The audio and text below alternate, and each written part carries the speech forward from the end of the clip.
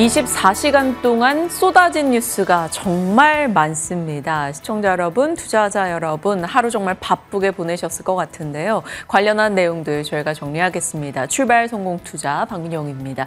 일단 한미 관세 협상 세부 내용안이 이제 결정이 됐고요. 협상에 대한 내용들에 따라 어떤 업종이 움직임을 보일 것인가 시장은 예의주시하고 있습니다. 일단 애프터마켓에서는 자동차 종목군들의 강세가 좀 도드라지기도 했죠. 그 외 FMC, 또 에이펙 정상회담 랠리, 여기에 CEO 서밋 관련한 내용들까지 쏟아지고 있는 어제 오늘입니다. 하나씩 지금까지 나온 내용들 정리해 가면서 차분하게 대응 전략 고민해 보도록 할게요. 자, 오늘 새벽 마감한 뉴욕장의 분위기 그리고 중요했던 FMC 내용들 정리하겠습니다. FOMC부터 빅테크주들의 실적까지 소화해야 될 게 정말 많은 간밤이었습니다. 일단 FOMC 회의 결과부터 정리를 해보시죠. 시장에서 예상했던 결과를 그대로 안겨줬습니다. 일단 10월 25bp 금리 인하는 단행이 됐습니다. 이제 미국의 연방기금금리는 3.75%에서 4% 사이 밴드로 조정이 됐고요.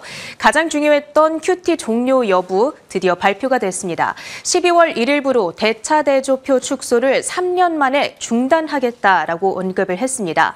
이번에 FOMC 금리 인하에 있어서 여전히 연준들의 이견은 크게 갈렸던 것으로 나타났습니다. 특히나 스티븐 미란 위원이 50bp 동결을 인하를 주장을 했었고요. 그랬던 반면에 슈미드 총재는 금리 동결을 주장하는 등 연준 위원에 따라서 노동시장 리스크에 조금 더 포커스를 두는가 아니면 인플레이션에 포커스를 두는가에 따라서 이견이 갈릴 수밖에 없다라는 것이 파월 의장의 설명이었습니다. 어찌됐든 이제 연준의 정책이 QT가 종료되기 때문에 본격적인 완화 추세로 전환이 됐다라고 이야기를 해볼 수 있겠습니다. 그렇다면 기자회견 속 주요 질의응답 내용도 확인해 보시죠. 지금은 연방정부 셧다운으로 인해서 경제 데이터를 전부 다 볼 수가 없는 상황. 그러다 보니까 파월 의장이 지금의 경제 상황을 어떻게 진단하고 있는가 엿볼 수 있다는 측면에서 기자회견이 그 어느 때보다도 주목을 많이 받았습니다. 첫째로 연준의 비공식 대변인이죠. 닉 티밀하우스 기자의 질문입니다. 시장은 이미 12월 인하를 기정사실화하고 있는데 이 부분을 불편하게 느끼지는 않는가라는 질문. 그렇자 12월 추가 인하는 기정사실이 아니다라면서 시장이 이 점을 받아들여야 한다라고 발언을 했습니다. 굉장히 부담이 됐던 대목이었고요. 그리고 앞서 있었던 FOMC에서 파월 의장은 지금의 금리 인하는 리스크 관리 차원의 인하다라고 이야기를 했었죠. 그렇다면 어느 정도 내려야지 충분히 보험을 들었다고 판단을 할 수 있겠습니까? 달리 말하자면 12월에 인하할 거야 말 거야 라는 질문을 간접적으로 돌려서 물어본 겁니다. 그랬더니 두 목표, 즉 물가와 고용의 위험이 균형을 이룬다면 정책금리 역시 중립에 있어야 한다라는 답변을 줬는데요. 지난번 FOMC에서는 고용의 하방 리스크가 확실히 더 증대되고 있기 때문에 금리를 내렸다라고 답변을 했다면 지금은 인플레이션의 업틱, 이 상방 리스크도 잔존해 있다 보니까 어쩌면 12월에 서둘러서 금리를 내리기보다는 좀 멈춰서 지켜봐야 될 수도 있다라는 가능성을 시사한 것이 되겠습니다. 시장에서는 매파적으로 해석될 수 있는 대목이었고요. 이 발언들이 나오면서 3대 지수가 하락으로 방향을 틀기도 했습니다. 그다음으로 노동시장이 안정된다면 금리 인하 폭을 줄일 계획이 있는가라고 물어보자 향후 정책 경로에 영향을 줄 수 있다라면서 여기서도 매파적인 뉘앙스를 풍겼고요. 셧다운이 정책 판단에 주는 영향은 어느 정도인가라는 질문에 대해서는 만약 장기화된다면 세부 데이터 확보가 어렵기 때문에 정책 판단을 신중하게 해야 한다. 안개 속을 운전할 때는 속도를 줄인다 식의 접근이 필요하다고 얘기를 했습니다. 이 속도를 줄인다라는 대목 역시도 금리를 추가로 내리지 않고 일단 멈춰서 기다릴 수 있음을 시사하는 대목이다 보니까 이 또한 매파적이었다고 볼 수가 있겠습니다. 마지막으로 최근 증시의 버블에 대해서 연준이 어떻게 진단하고 있는가 이 부분도 하나의 중요한 관심사였는데요. 관련해서 최근 경제 성장은 AI 투자가 주도 중이다. 만약에 AI 투자가 급격하게 둔화한다면 이 부분이 경제에 쇼크를 주겠는가라는 질문이 있었습니다. 특히나 1990년대 닷컴 버블과 지금을 비교한다면 어떨까요? 그러자 이번 사이클은 닷컴 버블과 다르다. 당시에는 아이디어만 있는 회사들이 많았다면 지금은 실제 이익과 사업 모델들을 갖춘 기업들이 주도하고 있다는 주장. AI 관련 설비 투자는 성장의 한 축이지만 경제를 떠받치는 가장 큰 요인은 여전히 소비다라고 얘기를 합니다. 특히 이 부분이 중요한 게 주식시장이 어느 정도의 거품을 형성하게 되면서 오히려 고소득층들의 자산은 늘어났다라는 측면이 있는데 그러다 보니까 고소득층들이 미국 경제의 가장 주축이 되는 소비를 어느 정도 떠받치는 그러니까 경제를 부양하는 역할을 해주고 있다라는 주장도 있었습니다. 주식시장 과열에 대해서 걱정하는가? 마지막 질문입니다. 우리 연준은 개별 자산의 가격을 판단하지 않는다. 무엇보다 중요한 것은 전체적으로 봤을 때 금융 시스템이 충격을 견딜 수 있는가 여부인데 지금은 은행과 가계의 자본력이 강하기 때문에 시스템 리스크는 적다라는 판단까지도 전해주고 있습니다. 그렇다면 오늘 이 내용을 소화하면서 시장은 어떻게 반응했는지를 확인해 보시죠. 일단 CME 패드워치 툴에 반영되어 있는 12월 기준금리 전망을 보는 것이 중요하겠습니다. 현재 수준이 3.75에서 4%가 됐죠. 이제 오늘부로요. 그런데 12월에도 그 수준이 변하지 않고 금리가 동결될 것이다라는 가능성이 지금 매우 높아졌습니다. 66% 가까이 치솟는 모습이고요. 어제까지만 하더라도 그 수치가 9%대에 불과했습니다. 12월 25bp 인하에 대한 베팅은 그럼 어떤가? 어제까지는 90%대로 거의 기정사실화가 되어 있었는데 지금은 0% 수준으로 반영되고 있는 모습을 보실 수가 있고요. 오히려 12월에 어쩌면 연준이 다시금 금리를 인상할지도 모른다라는 25bp 인상 베팅. 전일까지는 아예 0%였다면 오늘은 34%대까지 치솟은 모습을 확인하실 수가 있습니다. 확실히 시장은 오늘의 FOMC 결과를 매파적으로 해석했구나 알 수 있는 대목이 되겠고요. 그러다 보니까 미국의 국채 금리, 특히 어제까지 3%대 후반에서 움직이고 있던 10년물 금리가 7.5bp 급등한 4.06%대에 근접한 수준에서 거래가 되고 있습니다. 그리고 파월 의장의 그러한 발언들이 전해지는 동안에 S&P 500 지수와 다우 지수 그리고 나스닥 지수까지 일제히 하락으로 전환이 되는 양상이 나타났고요. 장 막판에 엔비디아와 AI 반도체 칩들의 강세에 힘입어서 그래도 나스닥 지수 홀로 0.5%대의 플러스권은 지켜냈습니다. 매파적인 FOMC 파월 의장이었다 보니까 상대적으로 고금리에 더 취약한 중소형주들이 부진했다라는 것도 특징이었죠. 러셀 2000 지수가 0.9%대까지 낙폭을 확대하면서 마무리가 됐습니다. FOMC 결과 요약이었고요. 오늘 FOMC만큼이나 더 중요했던 것은 또 빅테크주들의 실적이 되겠습니다. 그간 미국 증시의 상승장을 견인해 왔던 것이 바로 이 빅테크주들이었죠. 그 AI 열풍을 좌우할 수 있을 만한 실적 결과라고도 볼 수가 있겠고요. 오늘은 마이크로소프트와 메타 그리고 알파벳의 실적이 전해졌습니다.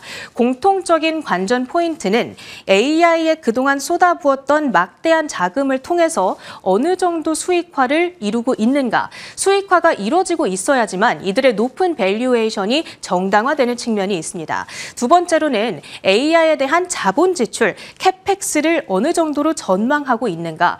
이 부분은 엔비디아를 비롯한 이 AI 인프라 관련주들의 향방을 좌우할 수 있는 아주 핵심적인 대목이라고 볼 수가 있겠죠.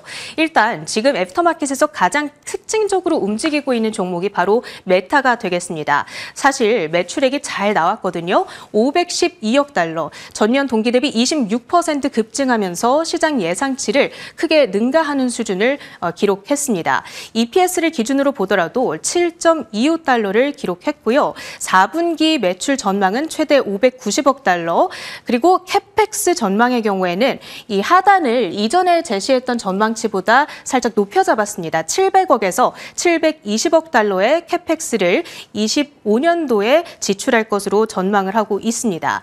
자, 그런데 지금 애프터마켓에서 주가는 8%가량 낙폭을 벌리고 있습니다. 그 이유가 무엇인가 하니 일회성 세금 관련 비용이 지난 분기에 많이 들어갔다라고 해요. 그래서 그 세금 비용을 반영하고 났을 때에는 EPS가 1.05달러로 확 줄어든다라는 것이죠. 컨센서스 대비해서 쇼크 수준으로 발표가 될 수도 있다라는 이야기입니다. 거기다가 수잔 리 CFO에 따르면 2026년 설비 투자 증가폭은 2025년보다 훨씬 더 클 것이다라는 언급이 있었습니다.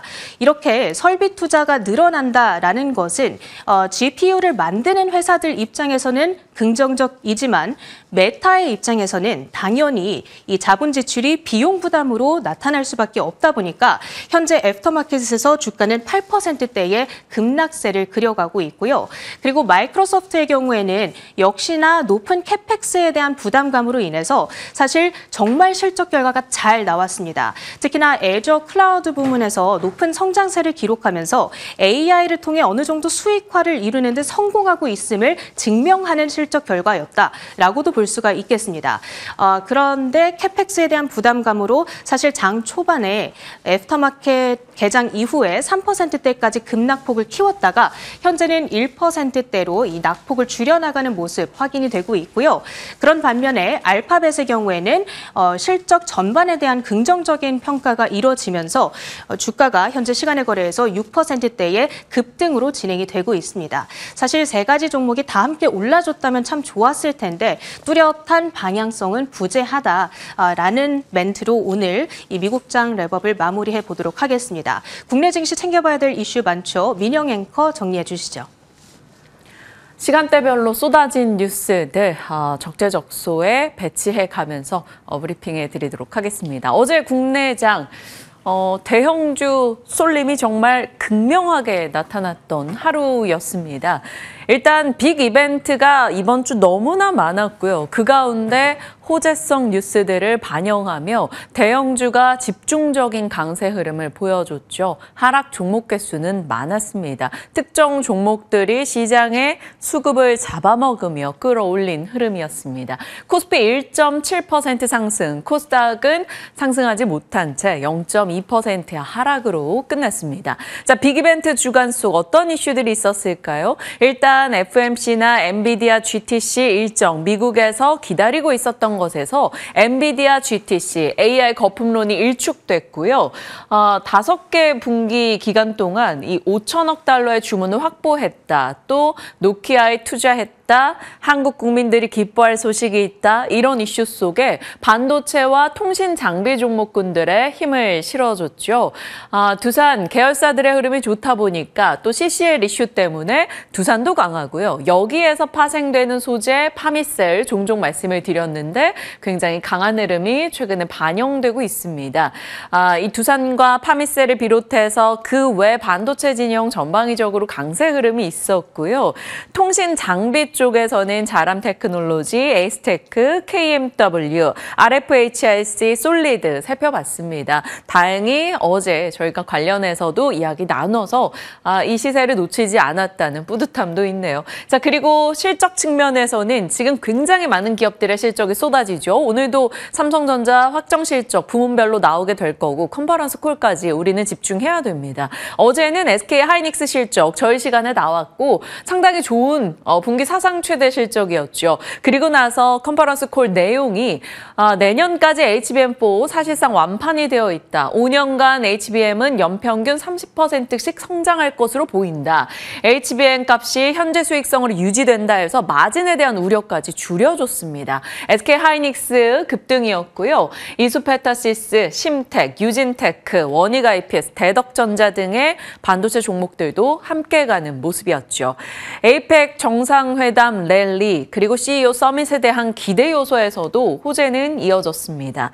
빅테크, 아마존 등에서 이제 한국에 대한 투자 계획을 발표하기도 했고요. 젠슨항 CEO와 한국의 총수들 만남에 대한 기대감 등도 자리하고 있습니다. 그리고 미국에서 웨스팅하우스 등과 파트너십 이야기가 있었고 한미 원전 협력에 대한 기대감이 어제 높아졌죠. 그래서 두산 에너빌리티를 비롯해서 원전과 전력단의 종목들 추가 강세였습니다. 결국 미국과 일본의 협력 내용을 보니 미국이 무엇을 원하는가 전력과 에너지원이었다라는 점을 말씀드렸었는데 역시 우리 장에서도 그 내용이 잘 반영이 됐습니다. 두산 에너빌리티 어제 11%의 급등, 정말 10만 원 돌파, 이제 바로 앞에 두고 있는 상황이네요.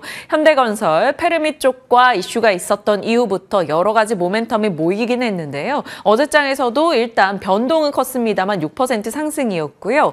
자, 전력단에서 강원에너지, LS일렉, 효성중공업 등의 종목들 상승세. 효성중공업 100만 원 돌파 올해 해내더니 결국 200만 원까지 이렇게 넘보는 흐름이 나오고 있습니다. 어제장에 이런 대형주로의 쏠림 속 코스피의 강한 흐름이 있었다. 호재성 뉴스들을 잘 반영했다. 이렇게 정리가 가능하겠습니다.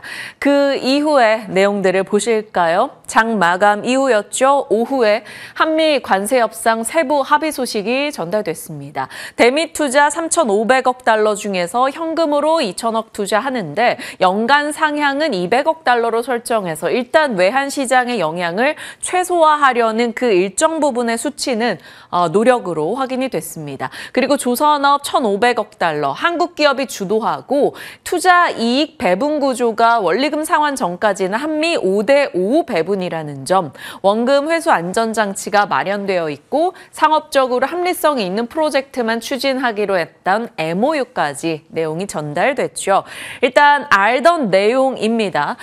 여기에 품목별이나 자동차 각 분야별로 관세 내용이 중요했었는데 자동차 관세가 25에서 15로 12.5가 아닌 것은 아쉽지만 그래도 15라는 점에서 다시 일본과 유럽과 같은 선상에 설 수 있게 됐다라는 점 자동차 진영의 호재로 받아들여졌죠. 상호 관세는 지금 적용 중인 15% 그대로 진행이 되고요.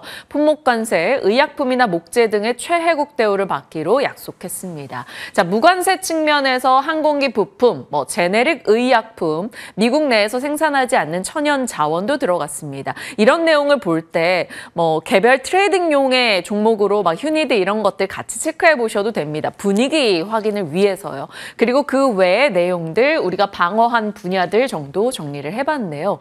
자, 외환시장이 어떻게 될까와 자동차 쪽 그리고 의약품 쪽의 관세 영향 이런 것들이 사실 중요한 시장의 관전 포인트였었죠. 한국투자에서는 이번 이슈로 인해서 어찌됐건 대미 투자를 하고 연간 200억 달러씩 이렇게 투자를 계속해서 수년간 진행한다라는 것은 환율에 20원 정도 혹은 그 이상 상방 압력을 가하는 내용이긴 하나 자동차 관세 인하에 따른 경제적 순효과를 고려했을 때 상방 압력이 그보다는 살짝 낮을 것으로 보고 있습니다. 그리고 셧다운 해제 이후에 달러 인덱스가 하락할 경우에는 그래도 환율이 조금 더 내려가지 않겠느냐 이런 시각 등 나오고 있는데요. 앞으로는 이제 매크로와 이런 외환 시장의 움직임들을 좀 잘 살펴보셔야 될 것 같고요. 일단 이 한미 관세 세부 합의 내용이 전달이 된 이후에 가장 민감하게 반응을 보인 것은 애프터 시간에 자동차 종목들이었습니다. 자, 이게 사실 현대차의 애프터 차트인데요. 옆에도 같이 보이시죠? 거의 자동차 진영의 종목들이 다 이러했습니다. 6시 반 이후에 이렇게 올라가는 모습이 나타나기도 했죠. 올해 현대차나 기아는 정말 2025년도의 악몽이라고 표현할 만큼 YTD 기준으로 30% 내외 하락을 기록하고 있습니다. 관세 노이즈 있고요. 일본과 유럽 대비 차별적 관세를 받았고요. 미국의 근로자 추방 이슈 있었죠. 입항 수수료로 인한 여러 가지 부담 등도 나타났었습니다. 현대차, 기아가 부진했었던 가운데 어제 애프터마켓에서 현대차, 기아, 한온시스템, 한국타이어, 모티브링크, 성우하이텍, 현대위아, 글로비스, 만도, SL, 서현, 이화 등의 자동차 부품의 종목들까지도 함께 가는 분위기가 있었죠. 일단은 관세 보전에 동반 반등하는 모습이 나왔고요. 아무래도 오늘 프리마켓까지는 이런 시세가 좀 연속성을 띠지 않을까 시장은 기대하고 있습니다. 다만 기대치는 조금 제각각인 흐름이죠.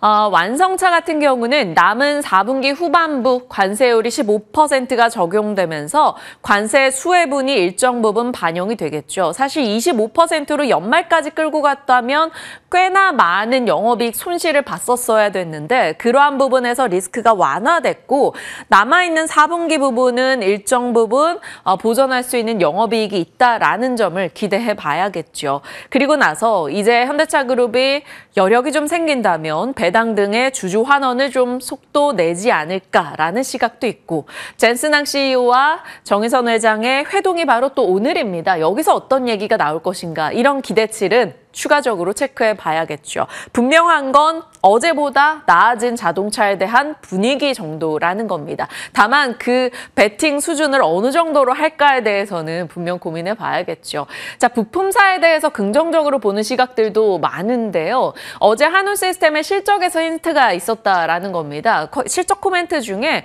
관세 부담의 95%를 고객사가 맡았다. 고객사에게 전가했다. 한마디로 완성차가 부담을 했다라는 것이죠. 그러면 생각보다 부품사들 관세율이 인하됐는데 관세 전가까지 했으니 그렇게 타격을 받지 않을 수 있겠구나라는 시각도 일부 등장하고 있습니다.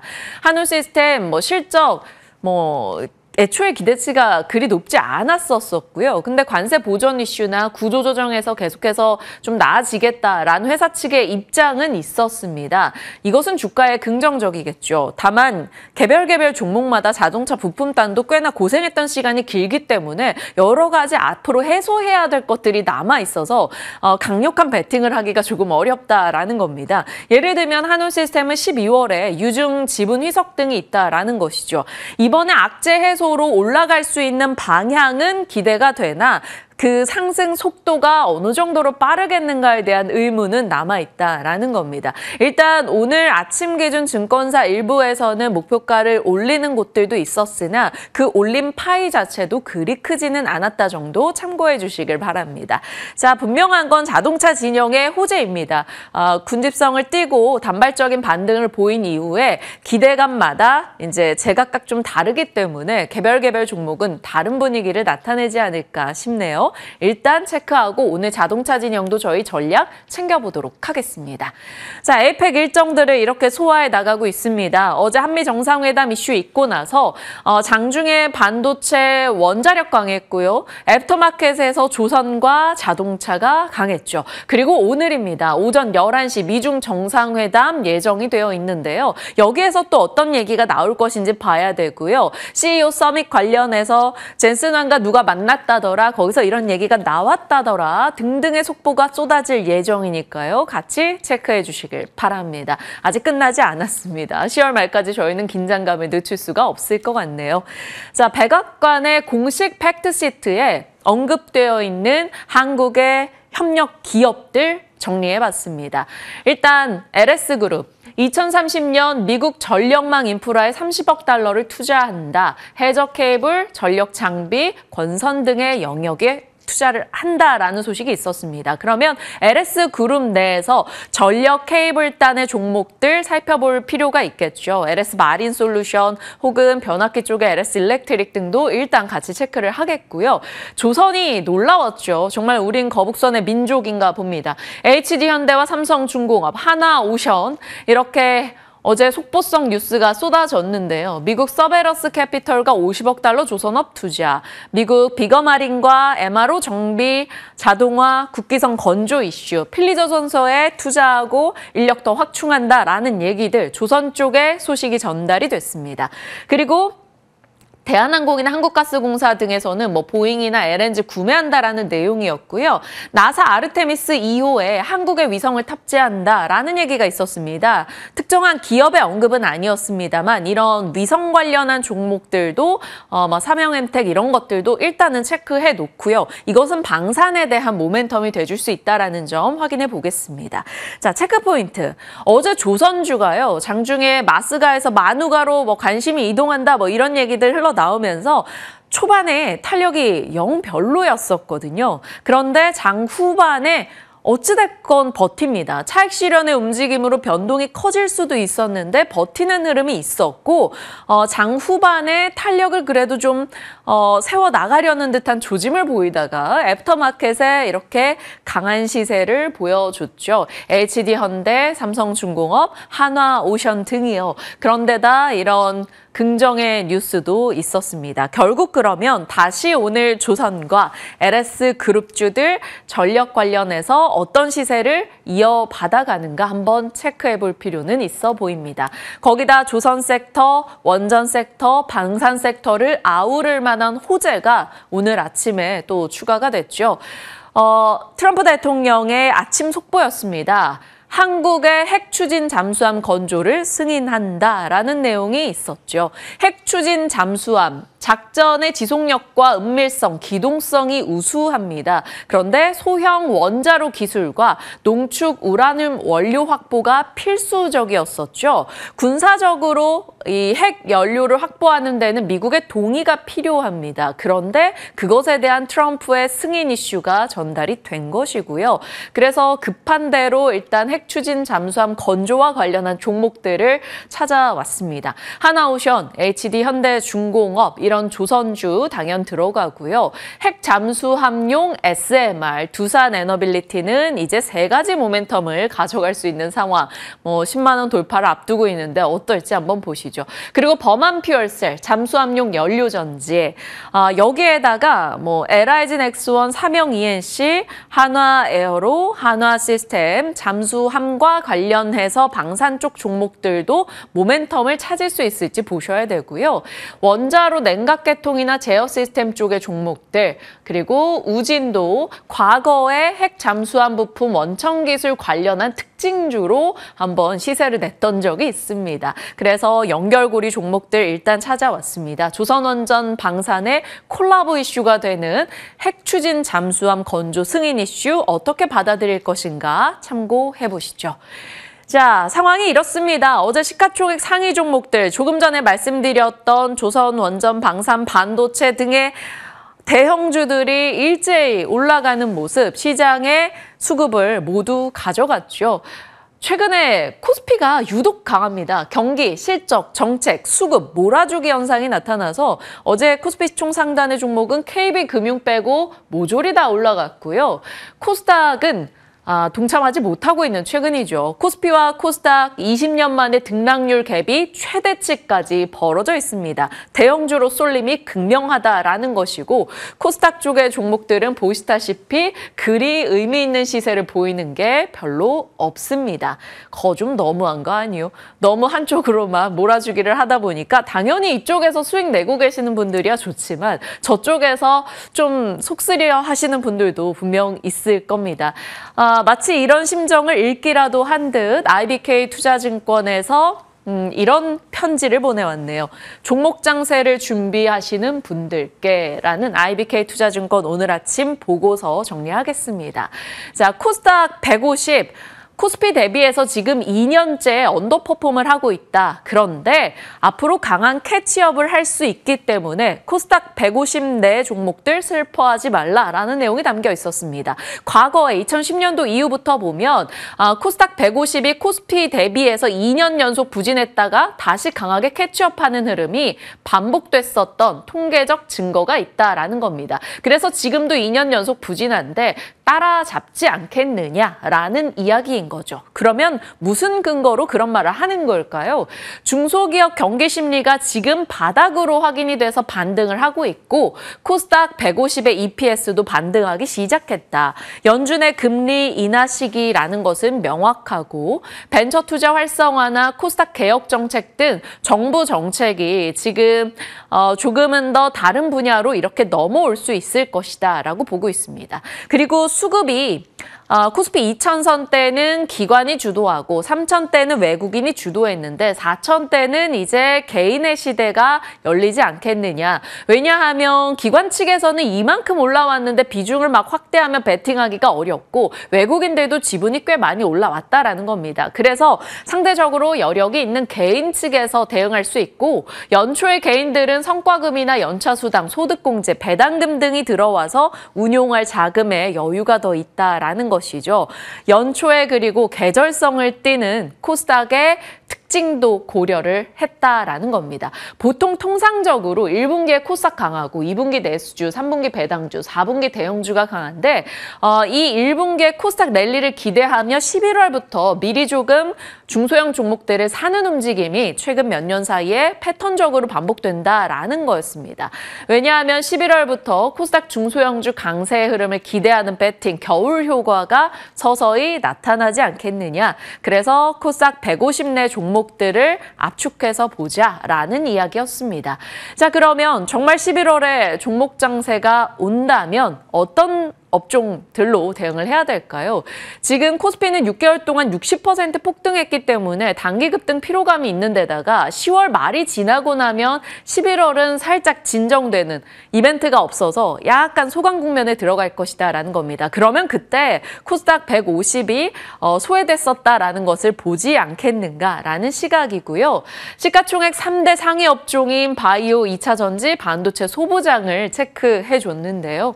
바이오 쪽은 올해 부진했죠. 그 이유가 작년에 워낙 좋았었기 때문에 선제적 강세가 있었기 때문에 가격 메리트가 올해 좀 떨어졌었다라는 겁니다. 그리고 반도체가 부상하며 수급을 앗아갔죠. 그런데 지금은 한동안 소외됐었기 때문에 가격 메리트가 있고 연말 연초 제약바이오 이벤트가 많다라는 점에서 서서히 준비를 해보자라는 겁니다. 코스닥 150의 38%를 차지하는 비중이 바로 바이오기 때문에 이쪽으로 수급이 유입된다면 반등할 수 있다라는 것이고 2차 전지도 지금 어닝 쇼크 종목과 어닝 서프라이즈 종목이 함께 가는 모습이 나타나는데 이게 바로 실적이 저점을 통과할 때 나타나는 현상이라고 합니다. 턴어라운드에 대한 기대가 있다라는 것이죠. 유럽 수요 회복이나 테슬라 테마성으로도 기대해 봄직하다라는 내용이 들어가 있었고 물론 ESS에 대한 얘기도 빼놓지 않았습니다. 자, 반도체 소부장은 낙수 효과죠. 업황이 안 그래도 좋은데 그러면 너무나 많이 오르지 않았나? 이렇게 볼 수도 있겠지만 SK하이닉스가 지금 2023년도 대비 7배 올라오는 동안 소부장은 아직 2배도 채 못 올랐다. 그런데 삼성과 하이닉스의 캐파 증설 이슈가 있다면 수혜를 보지 않겠냐. 이런 시각의 내용이 담겨 있었습니다. 그 외 플러스 알파로 볼 수 있는 게 게임과 엔터인데 NC소프트와 하이브의 중심을 놓고 좀 살펴보자 이렇게 들어가 있었네요. 11월 종목 장세가 전개된다면 이 내용 한번 참고해서 보시길 바랍니다. 미리 전달해 드리는 거고요.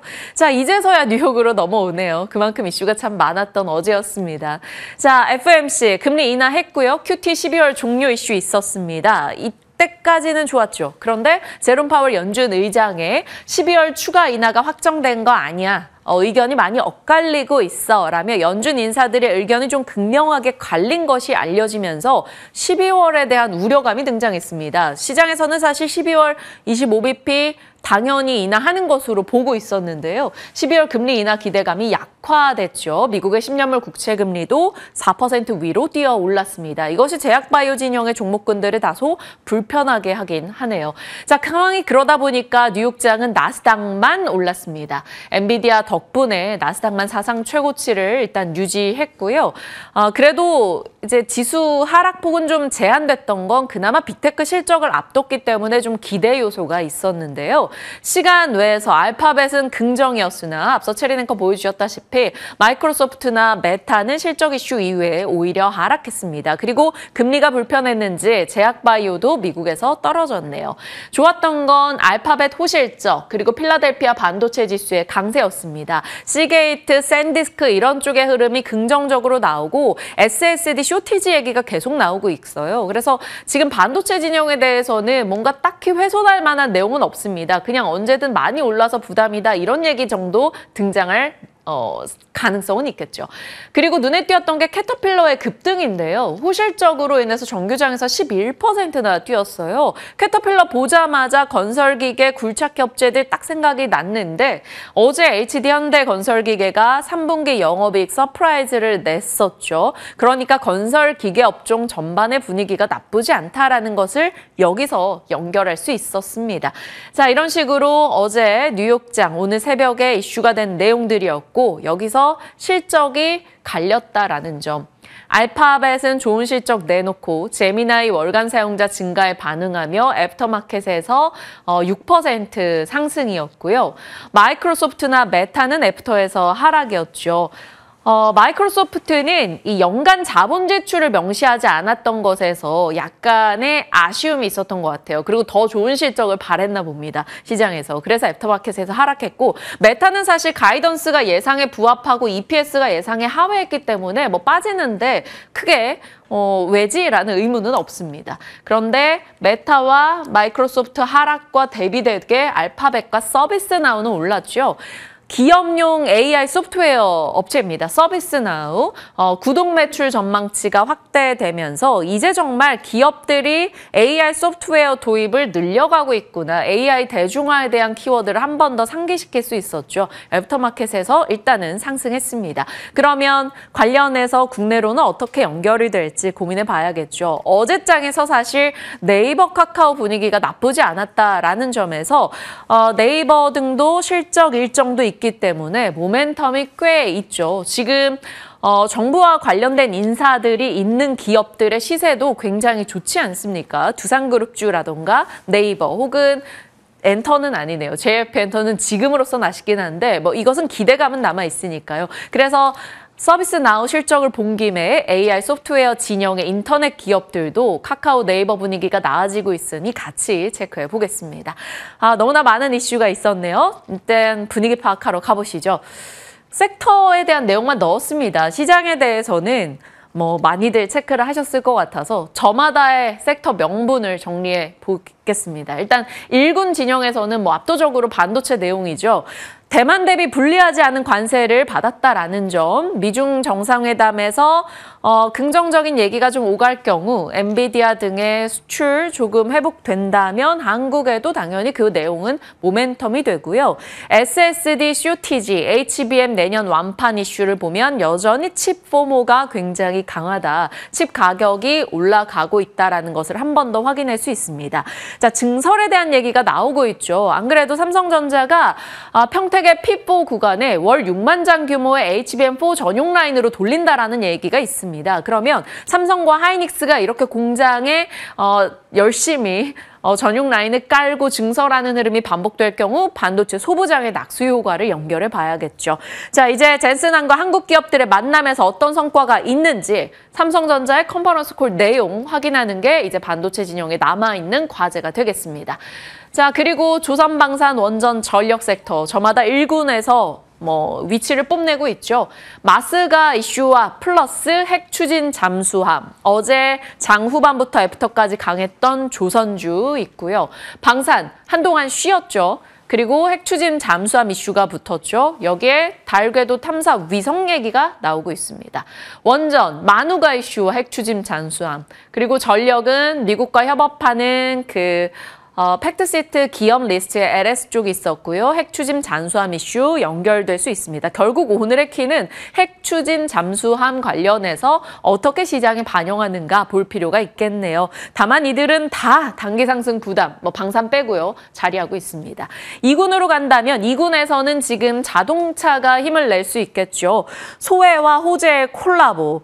15%로 낮아진 자동차 관세, 리스크가 완화됐고요. 연결해 볼 수 있는 자동차 진영의 종목들 이 정도 정리해봤습니다. 어제 애프터에서 현대 오토에버 등도 강하긴 했는데 일단은 당연히 앞단에 현대차, 기아 보셔야 되고요. 모티브링크는 워낙 테마단으로 움직이는 종목이라서 최근에 뭐 이슈만 있으면 올라가는 흐름이 있었습니다. 다만 주의는 필요해 보이네요. 이렇게 섹터별로 내용들 들여다봤고요.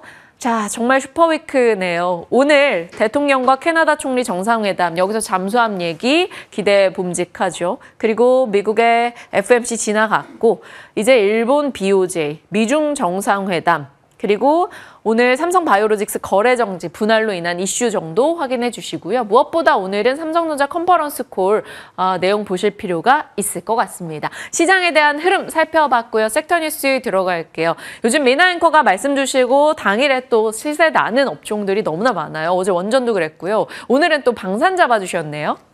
네, 그렇습니다. 사실 어제장만 살펴본다면 방산주들이 시장에서 큰 관심을 받지는 못했는데 오늘 또 이렇게 이슈가 터졌죠. 어떤 흐름을 이어가게 될지 더욱더 궁금해지는 시점입니다.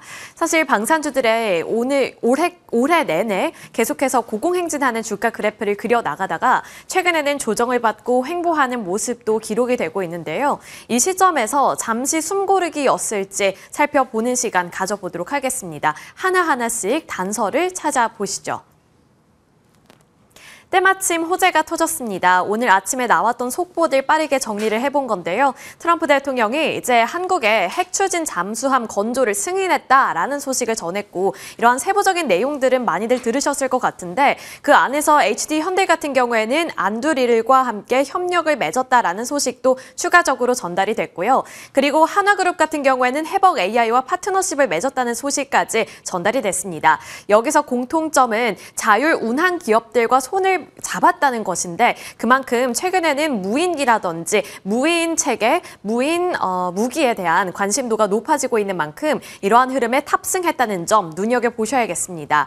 그리고 트럼프 대통령이 한국의 핵 추진 잠수함은 미국의 필리조선소에서 건조할 것이라고 밝힌 만큼 한화오션이라든지 한화그룹주들을 눈여겨보는 것도 하나의 전략이 될 수 있겠습니다. 방산주의 조정 끝인가? 지금 이 호재가 터진 상황 속에서 끝이라고 말하기에는 참 애매하죠. 오늘장 기대되는 요인들이 많은데 그 전까지는 사실 여러 가지 시각이 공존했습니다. 그만큼 올해 들어서 주가가 치솟기도 했었던 만큼 회의적인 시각도 있었고요. 다만 이번에 밸류가 많이 높아진 것도 맞고 올해 2배 오른 K방산이지만 여전히 상승 여력은 충분하다라는 시각도 존재하고 있는 상황이었습니다. 그리고 여기서 중요한 것은 결국의 시각은 긍정적인 쪽으로 더 많이 몰리고 있다는 건데요. 신한투자증권의 시각을 빌려보자면 방산주들의 밸류가 높은 구간에 위치한 것은 맞지만 구조적인 수요 그리고 견조한 수주 흐름을 고려했을 때 방향성은 여전히 우상향 쪽을 가리키고 있다라고 말을 하고 있습니다. 그리고 이제 앞으로 우리가 확인해봐야 하는 중요한 포인트는 연내 대형 해외 계약이 구체화될 경우에 밸류가 재평가될 가능성이 있는 만큼 이러한 새로운 이슈를 살펴봐야 할 텐데 일단은 트럼프 대통령의 입에서 새로운 호재가 나왔다는 점도 긍정적인 요인이 될 수 있겠고요. 그리고 뉴스 같은 경우에는 뭐 종전이라든지 여러 가지 주가를 억누를 만한 뉴스가 나올 수는 있지만 결국에는 구조적인 수요가 여전히 남아있기 때문에 그러한 부분에서는 꺾이지 않을 것이다라는 관점을 제시하고 있습니다. 신한투자증권뿐만 아니라 한국투자증권에서도 긍정적인 시각을 내놨는데요. 여기서 공통점은 중장기적인 상승 여력은 충분하다 이렇게 보고 있는 시각이고 그리고 최근 들어서 부상하고 있는 시장이 바로 이 중동시장입니다. 중동시장을 공략했을 때 높은 마진이 지속될 가능성이 있는 만큼 새로운 시장에 대해서 어떠한 뉴스 플로어가 새롭게 나오는지도 눈여겨봐야 할 대목입니다. 결론을 내려보자면 최근에 중동 지역 및 유럽에서 수출량이 견고하게 나오고 있고 수주량도 계속해서 증가하고 있는 만큼 단기적으로 흔들림이라든지 주가를 억누를 수 있는 이슈가 터질 수는 있겠지만 장기적으로 봤을 때 구조적인 수요는 유효하다라고 말을 하고 있는 거고요. 앞으로 중요한 것은 현대로템의 후속 물량이라든지 한화에로스페이스의 사우디 사업 등 대형 수주가 현실화되는지 여부가 중요할 것으로 보입니다. 그래서 우리가 앞으로 기대해봐야 하는 모멘텀이라든지 지켜봐야 하는 이슈들은 수주 잔고에 대한 새로운 뉴스라든지 그에 대한 이슈가 어떻게 발전하는지 그러한 부분들을 지켜봐야겠죠. 해외 수주는 여전히 든든하게 나오고 있습니다. 그리고 3분기 실적 간략하게만 정리를 해본 건데요.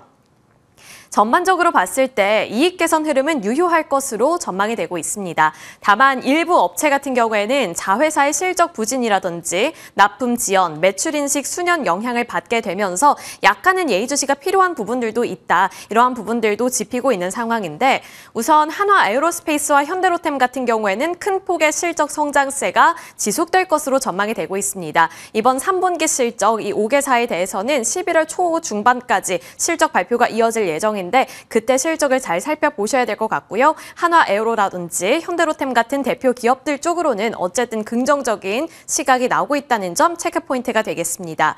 또 LIG 넥스원이라든지 한화시스템, 한국항공우주 같은 경우에는 내년 또는 내후년부터 해외 매출이 본격적으로 증가할 것이라는 전망이 나오고 있는 만큼 중장기적인 긴 호흡으로 지켜보는 것도 좋을 것 같고요.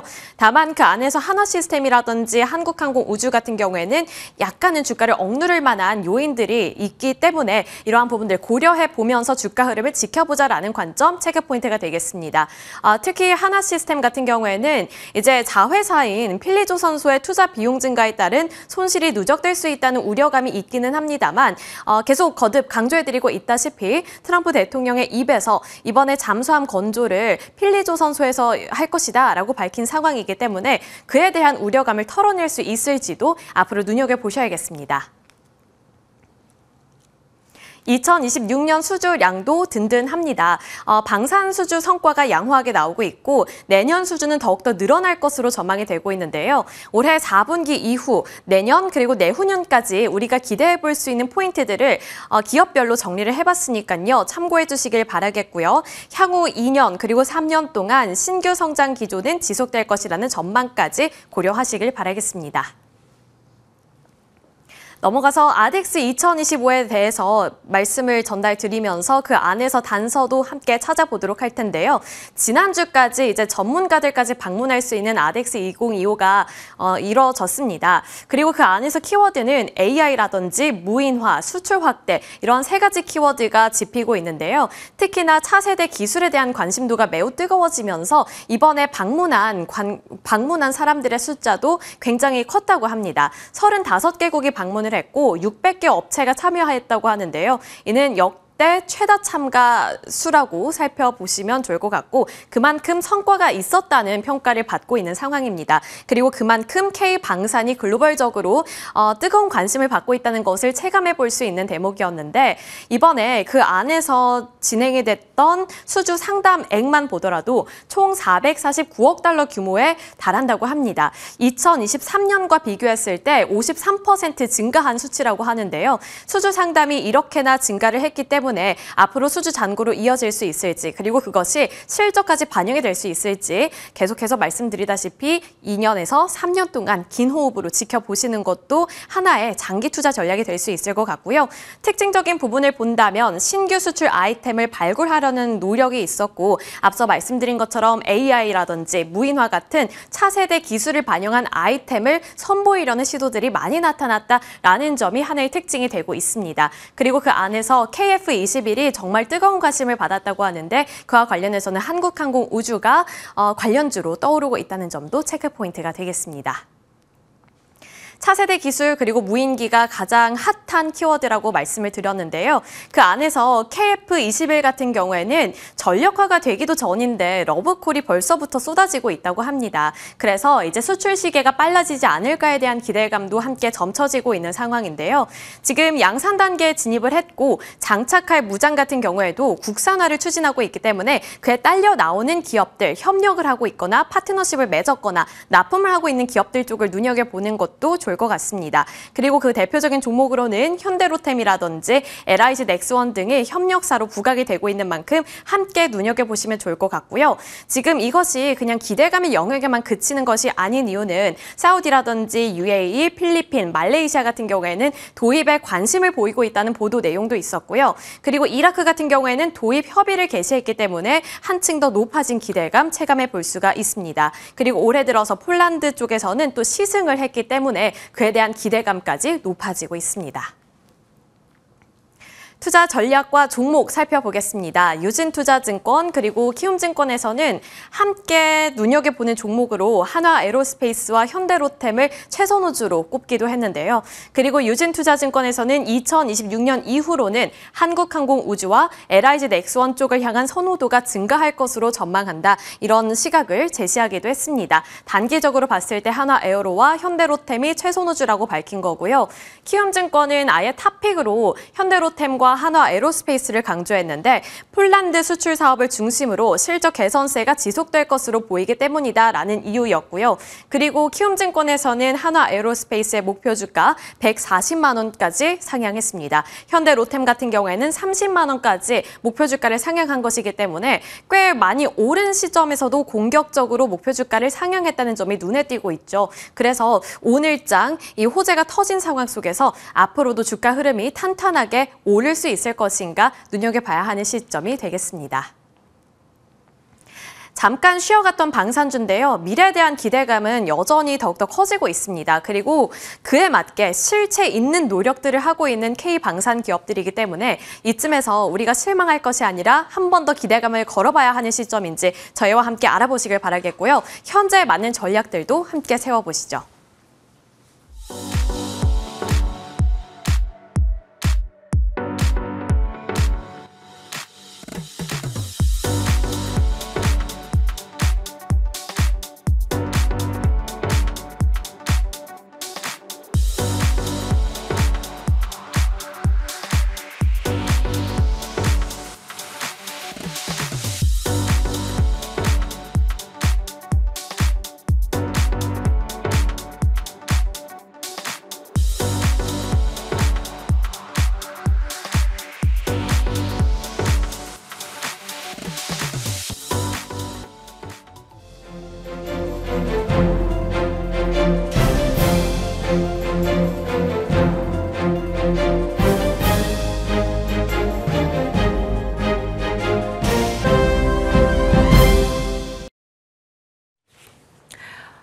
살다 이런 때도 처음 겪습니다.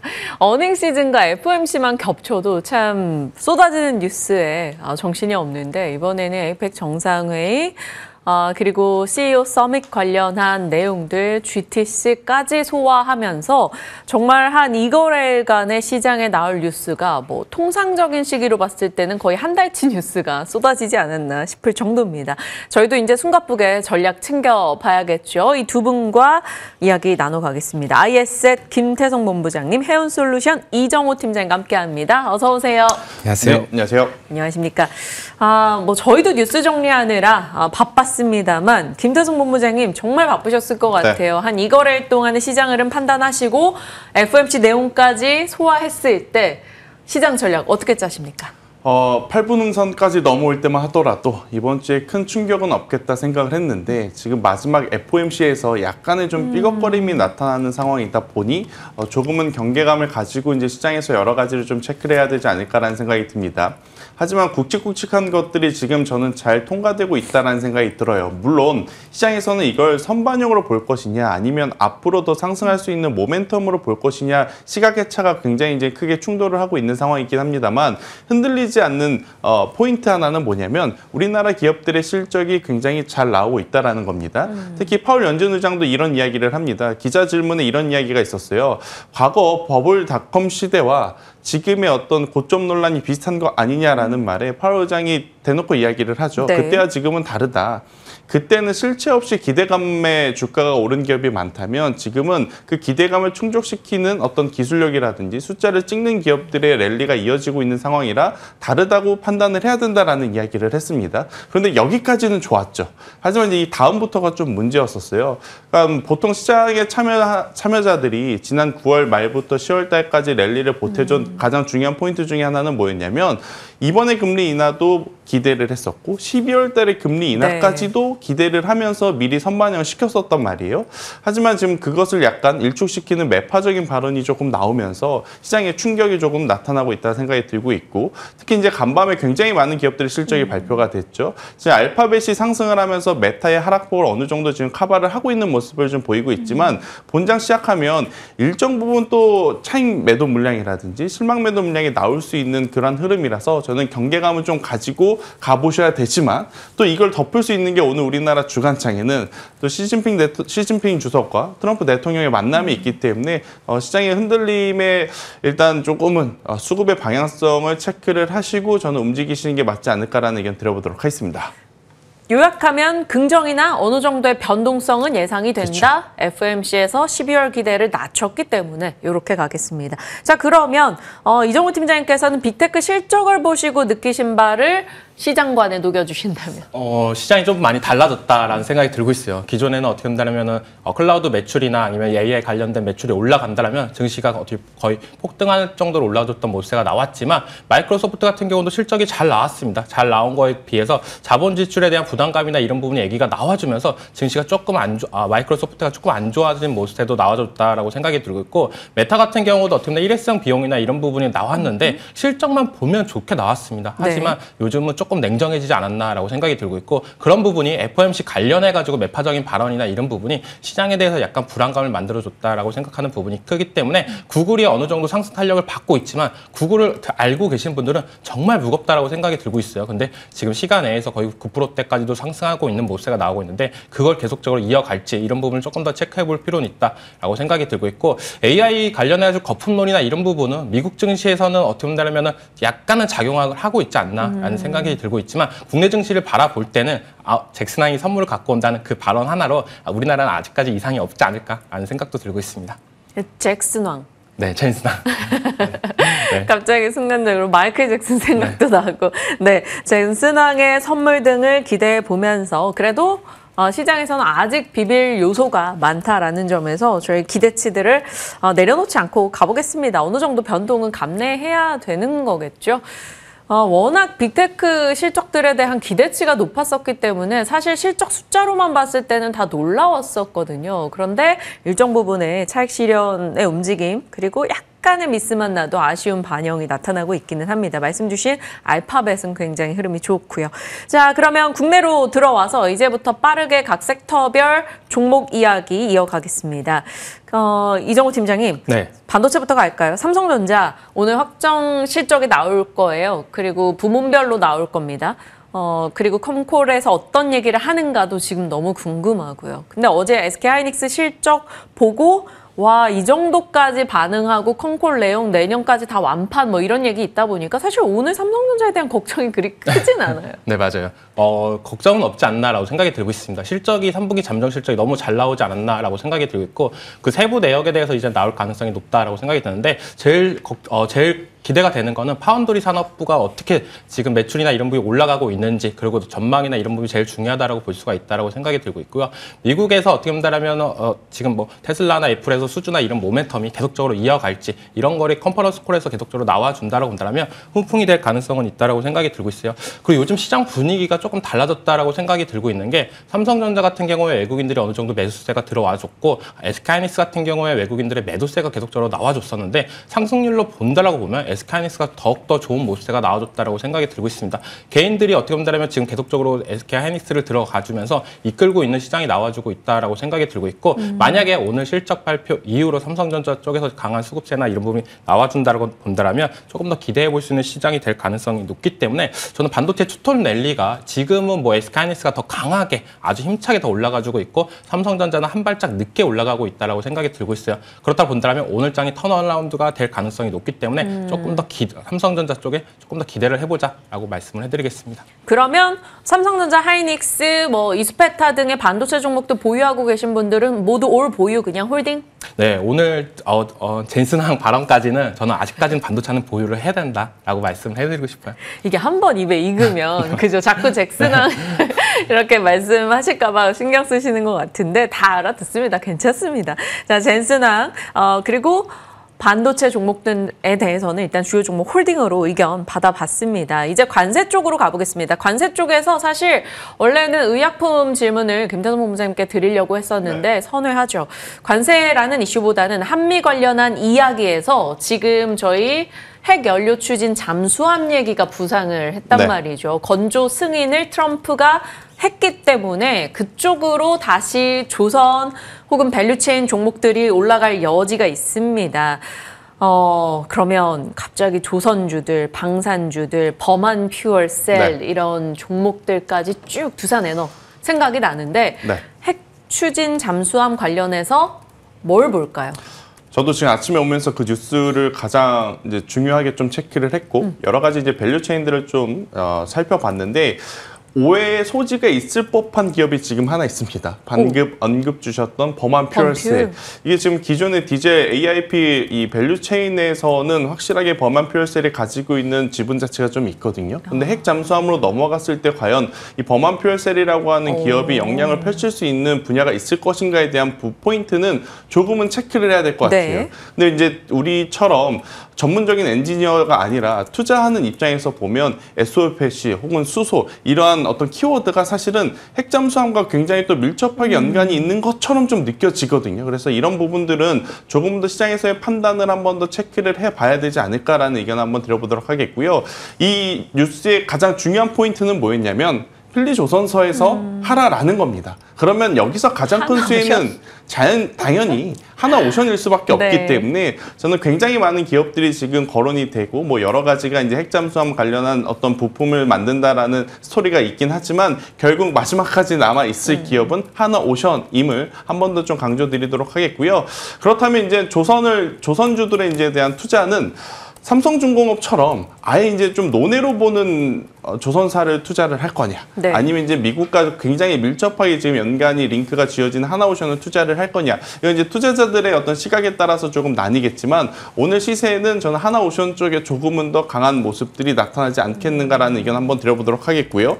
한 가지 좀 안 좋은 소식이 하나 있습니다. 동성화인텍 아마 많이들 좀 체크를 하실 것 같은데 일단 어찌되었든 거래 정지가 되었기 때문에 지금 이걸 대응할 수 있는 상황은 아니거든요. 하지만 거래 재개 때 제가 만약에 방송 스케줄이 있다면 한 번 더 언급을 드리겠지만 이렇게 노이즈가 있는 쪽은 아무래도 상대적으로 더 좋아 보이는 기업들이 지금 있지 않습니까? 그렇기 때문에 낙폭이 나올 때 더 크게 낙폭이 나올 수 있으니 동성하이텍 같은 경우에는 추후에 빠르게 저는 리스크 관리하시는 게 맞지 않겠는가라는 의견 드려보도록 하겠습니다. 네.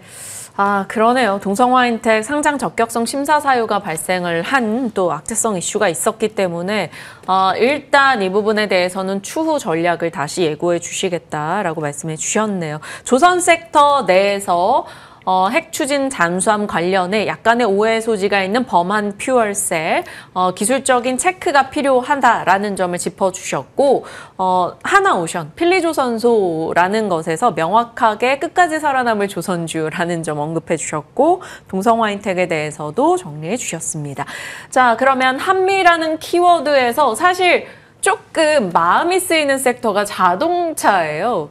사실 어제 애프터까지만 해도 주인공은 자동차였거든요. 근데 갑자기 핵 추진 잠수함 나오면서 또 관심을 받아놨는데 조선에 또 관심을 빼앗기고 있는 느낌이긴 합니다. 그래도 일단 15%라는 관세 안정화 이슈 속에 반응을 할 텐데 자동차, 현대차, 기아 그 외 부품주들 어제 애프터에서 강했거든요. 이정훈 팀장은 어떡할까요? 이거는 이제 한 차례 더 올라준다라고 볼 수가 있다라고 생각이 들고 있어요. 10월 중순에도 한번 관세나 이런 부분에 어느 정도 기대감이 나와주면서 한 차례 올라줬던 모세가 있었는데 어제장에서 이제는 확실하게 나와준 시그널이 나오자마자 거의 15%가 넘는 장세까지도 나와줬던 모세가 나왔는데 여기서 더 올라갈까라고 본다면 너무 빨리 올라가고 있는 거 아닌가라는 생각도 들고 있습니다. 하지만 중요한 건 어느 정도 애프터마켓에서 그런 모세가 보여줬던 부분에 장 초반에 어느 정도 이끌어준다라고 본다면 가장 중요한 건 뭐냐? 젠슨항과 정의선 회장의 회동이 어느 정도 기대감을 볼 수 있다라고 생각이 들고 있어요. 깜짝 선물을 한다라고 했을 때 어떻게 본다면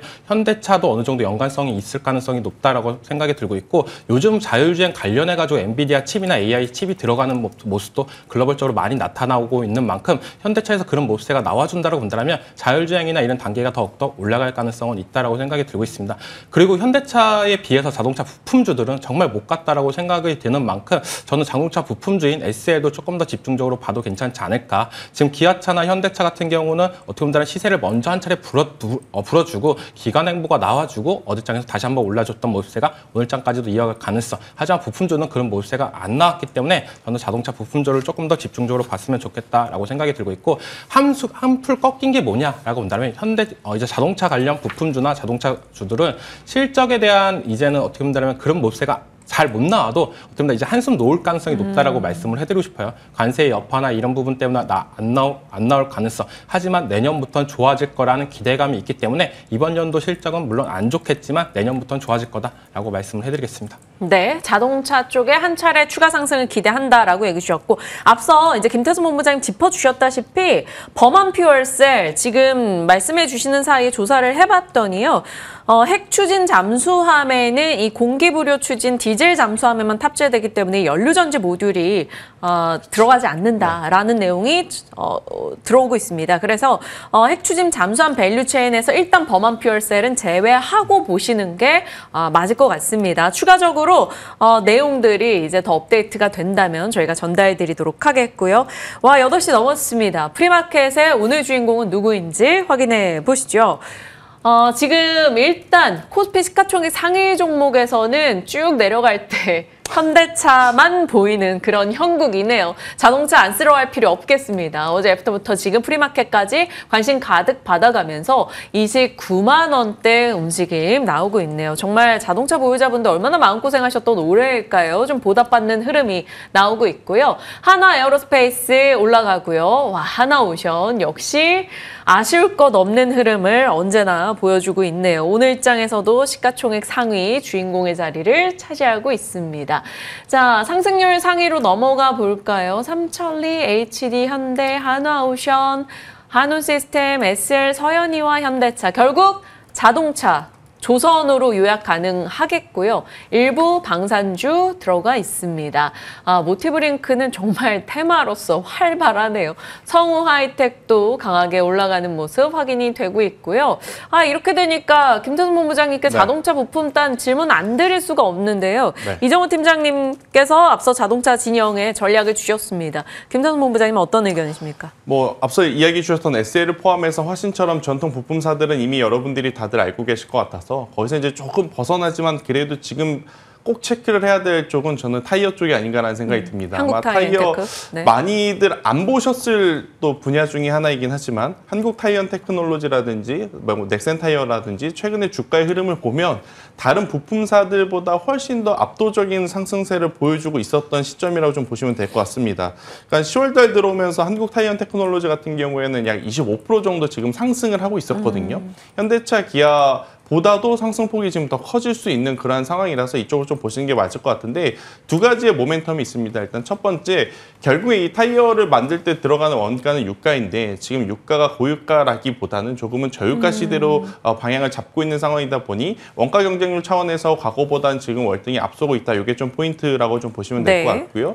두 번째로는 전기차라든지 하이브리드 차량의 판매량 그리고 이제 전기차의 판매량에 따른 어떻게 보면 교체 수요 주기가 지금 다다랐기 때문에 그에 따른 실적에 대한 수혜도 충분히 입고 있는 상황이라고 좀 보시면 될 것 같습니다. 지금 완성차들도 그렇고 부품사 일부 같은 경우에는 관세를 막기 전에 조금은 미리 사둬야 되지 않겠나라는 소비 심리 때문에 3분기 실적에 대한 공백이 좀 있을 수는 있어요. 그런데 타이어 같은 경우에는 전혀 그런 어떤 고민을 할 필요가 없는 상황이지 않을까라는 생각이 들어서 자동차 전체적으로 본다면 현대차, 기아가 안 가는데 타이어만 간다 이건 아니고요. 그들이 굉장히 좋은 모습을 보인다면 부품사도 괜찮지만 저는 타이어 쪽에 대한 관심도도 한번 높여보실 필요는 있다. 하지만 개인 투자자들 입장에서는 사실 타이어 종목군들 손이 안 가는 건 저도 공감은 합니다. 공감은 하나 그래도 지금은 주가의 위치상 굉장히 낮은 위치에서 출발을 좀 보이고 있는 만큼 저는 적극적으로 한번 관심을 가져보는 타이밍일 수 있겠다라는 의견 드려보도록 하겠습니다. 네. 결국 지금 프리마켓을 장악하고 있는 내용은 트럼프의 입에서 나온 이야기들이 되겠습니다. 백악관의 공식 팩트시트에 언급됐던 기업들 LS그룹, 지금 LS 일렉트릭 8%의 상승세 확인이 되고 있고요. 그리고 핵 추진 잠수함 이슈로 관련해서 올라가는 종목들, 어제 팩트시트 언급됐던 HD현대, 하나오션, 삼성중공업 전부 다 10% 내외 상승세 확인이 되고 있고요. 자동차 관세 15%에 환호하며 자동차 종목들이 모조리 다 올라가는 모습 포착이 되고 있습니다. HD현대 일렉트릭, HD현대 인프라코어 이런 HD현대 쪽 기업들도 좋습니다. 전력단의 종목들이 여전히 괜찮은 분위기가 유지되고 있는데 하나 체크할 게 있네요. 두산 에너빌리티 지금 시가총액 상위 종목에서 2.8% 하락입니다. 10만 원 앞두고 일정 부분 좀 쉬었다가 소강 국면을 거치고 가야 되는 것인지 궁금한데 이정우 팀장님 어떻게 할까요? 두산 에너빌리티요? 네. 팀들은 어제 기대감이나 이런 부분이 많이 받아줬다고 생각이 들고 있어요. 갑자기 마스가에서 만우가가 더욱더 부각이 되면서 원전 관련주들로 약간의 수급적인 측면이나 이런 부분이 많이 들어와 줬다고 본다면 이제 핵 잠수함이나 이런 부분이 어떤 정도 만들어주면서 어떻게 보면 조선주주 쪽으로 더욱더 기대감이 되면서 이제 수급이 바뀌었다라고 생각이 들고 있습니다. 그리고 두산 에너빌리티 같은 경우는 다들 알다시피 10만 원은 한번 찍을 거야라고 했던 부분이 다들 목표가를 10만 원으로 어느 정도 생각을 하고 있기 때문에 그 앞전에서 약간의 조정세는 나오겠지만 또 다시 한번 돌파를 해준다라고 본다면 이제 한미 정상회담 이후로 관세 관련된 얘기나 이런 부분이 호재거리가 더 나올 가능성이 높다라고 생각이 들고 있어요. 미국에 대한 투자나 이런 부분이 적극적으로 나와준다라면 원전 또한 나올 가능성이 있기 때문에 이제 차례가 아직 조선이 먼저 왔다라고 생각을 했으면 좋겠고 두산 에너빌리티가 지금 조정이 들어온다면 저는 진짜 팀들은 아름다운 조정이다라고 생각이 들고 있고 다시 한번 8만 원대가 온다라면 신규 매수 관점으로도 모아가도 괜찮지 않을까라고 생각이 들고 있습니다. 네, 좋습니다. 두산 에너빌리티와 함께 원전에 대한 이야기, 어느 정도 조선에 대한 관심을 빼앗겼지만 또다시 원전이 그 관심을 가져올 수 있다는 점에서 조정 시 매수 관점 의견 한번 확인을 더 해주셨고요. 어떡하죠?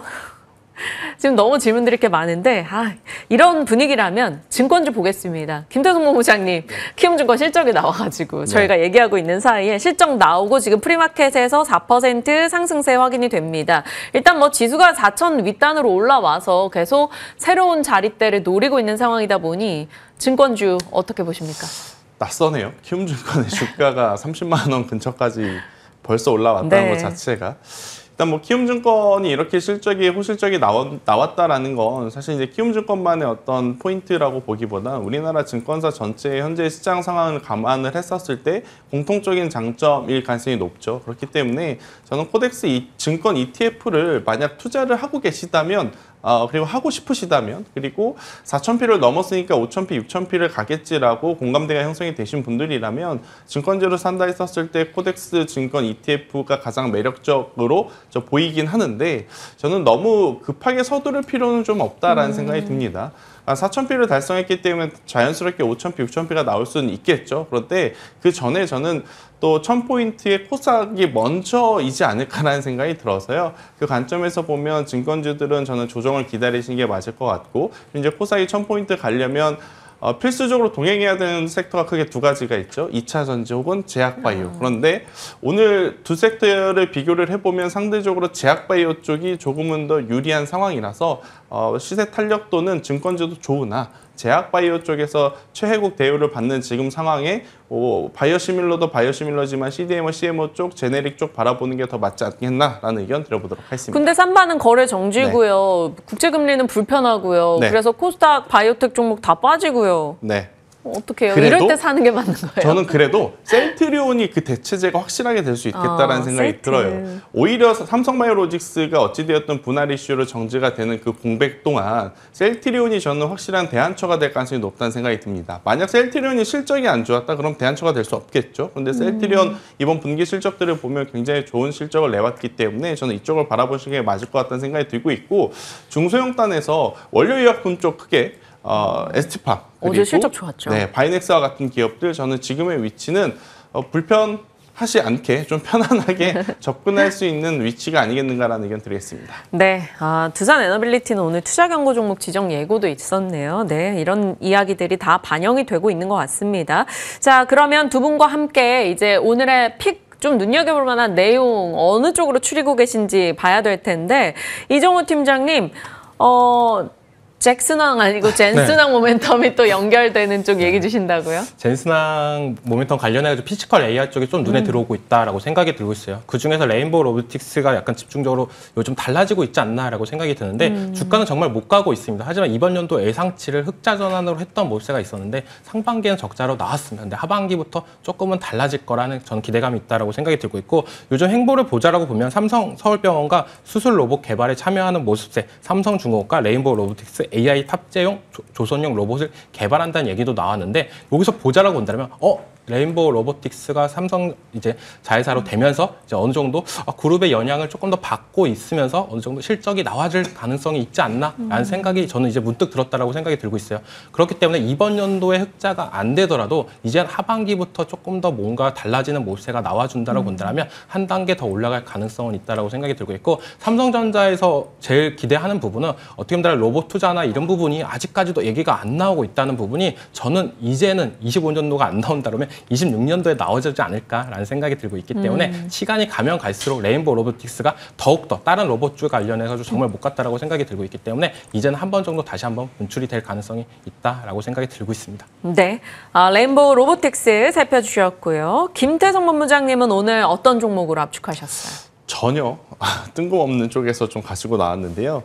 JYP 엔터를 만약 보신다라고 하면 지금 보시는 게 저는 맞을 것 같다 생각을 합니다. 시장의 시선은 당연히 반도체라든지 제약바이오라든지 지금 뉴스가 나오는 쪽 조선이라든지 자동차 쪽에 좀 쏠리는 건 당연하다라고 좀 보여지는데 저는 이제 그 다음과 또 그 다음을 생각해 본다라고 하면 지금 시장에서의 어떤 변수는 오늘 이제 시진핑 주석과 트럼프 대통령이 만나고 나면 특별히 또 큰 이벤트가 많지는 않거든요. 그렇게 되었을 때 저는 오히려 뭐 금리라든지 여러 가지 대내의 변수와 좀 거리가 먼 오롯이 이제 실적으로 좀 평가를 받을 수 있는 엔터 쪽을 바라보는 게 맞지 않을까라는 생각이 들어서 뭐 여러 가지 고민을 했습니다. 화장품을 할까, 게임을 할까, 엔터를 할까. 그런데 확실하게 실적에 받쳐주는 건 엔터 그리고 이제 그 중에서는 JYP 엔터라고 좀 말씀드리고 싶고요. 스트레이키즈가 지금 해외 공연 다 마치고 왔죠. 공연 횟수라든지 규모 면에서 보면 올해 하반기에 굉장히 또 좋은 실적 성과를 낼 가능성이 높은 그런 상황이라 저는 JYP 엔터는 현재 구간 79,000원대는 관심 있게 좀 보셔야 되는 가격대라고 좀 보여지고요. 손절 라인은 7만 원을 좀 가지고 나왔는데 지금 79,000원에서 7만 원까지 갭이 좀 있습니다. 그렇다는 것은 이 밴드 안에서 좀 분할 매수를 하시는 게 더 유리하다라는 의견을 좀 드리고 싶어서 가져온 거고요.